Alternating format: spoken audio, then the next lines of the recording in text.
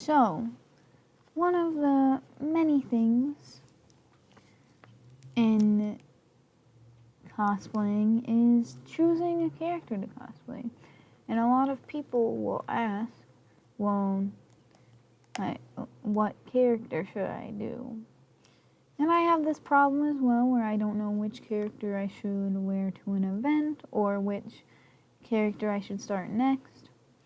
But typically, without even thinking about it, if you want to cosplay or you are a cosplayer, you see characters and either consciously or subconsciously think, ooh, I love that character or I love that design and I want to cosplay that character. So that's one of the first things you can do to choose a character is from your love of the character or love of the character's design. For me, Tyrande was a character whom I really, really, really loved her design, but I don't really like her as a character, which made both times cosplaying her kind of difficult for me to really focus in on all the details and everything because I didn't really care about her that much. I just liked how she looked. So you want to think about those as factors. Do you really care about the character or do you just like how they look? And do you like how they look enough to put that kind of time, effort, and money into them? Another thing to consider is the difficulty level and whether you are prepared to do that. Typically, you don't want to start off with a huge armor cosplay, like a big Overwatch one or a big mech one. If you want to get to that point, you probably should start with characters that have little accessories that you can make out of foam / cardboard / whatever you would be planning on making your armor with. Typically people use foam.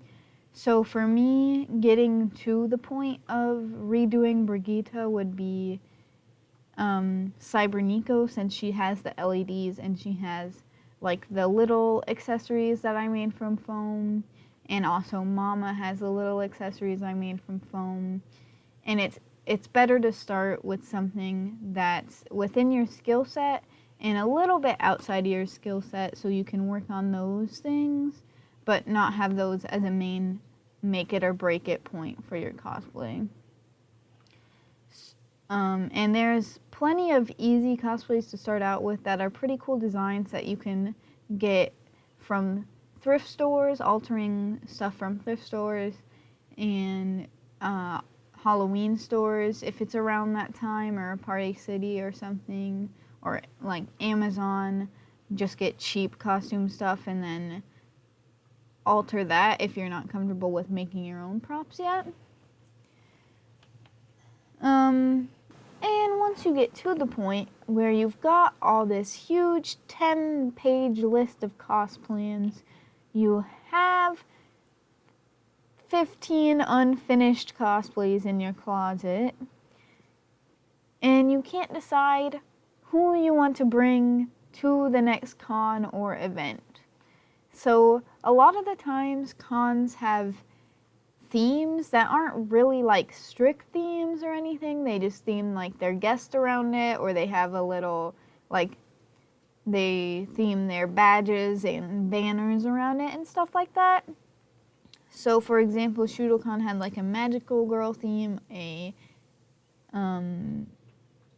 DokiCon had a gaming theme last year, I think. So you don't have to adhere to that theme, but if that is the theme, that gives you a chance to think about it. Like OhioCon next year, for example, is idol themed.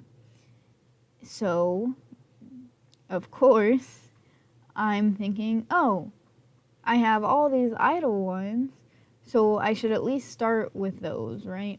So that's another good way to decide. And, you know, it's not going to give you the exact character all of the time, but it'll give you at least a starting point. And next, kind of going along with that, is the relevancy of the character. You can either, if it's a really easy character that's like a meme or something popular at the moment, then you can cosplay that. Or if it's something that you've already cosplayed that came back into popularity, or just something that you were already thinking of doing. Like I was already thinking of doing Isabelle from Animal Crossing, and then Animal Crossing New Horizons came out, and then I still didn't do Isabelle, but you get the point of what I'm saying. Just the relevancy of the character can also help you decide. So that's pretty much all there is to it. It's, of course, not gonna, you're not always gonna know who you want to cosplay, and you might have to make a couple backups if you can't decide, which is okay. You know, there's always another convention. There's always, taking pictures of yourself in your room. You can always still do these characters, even if they're not relevant, or even if they don't match the con's theme. But if you're looking for like an excuse to cosplay one, that's a good helping deciding factor. So I hope this is a little bit of a shorter episode, but I hope that it might have helped and given you a little something to listen to while working. Thanks, and you'll hear me next time.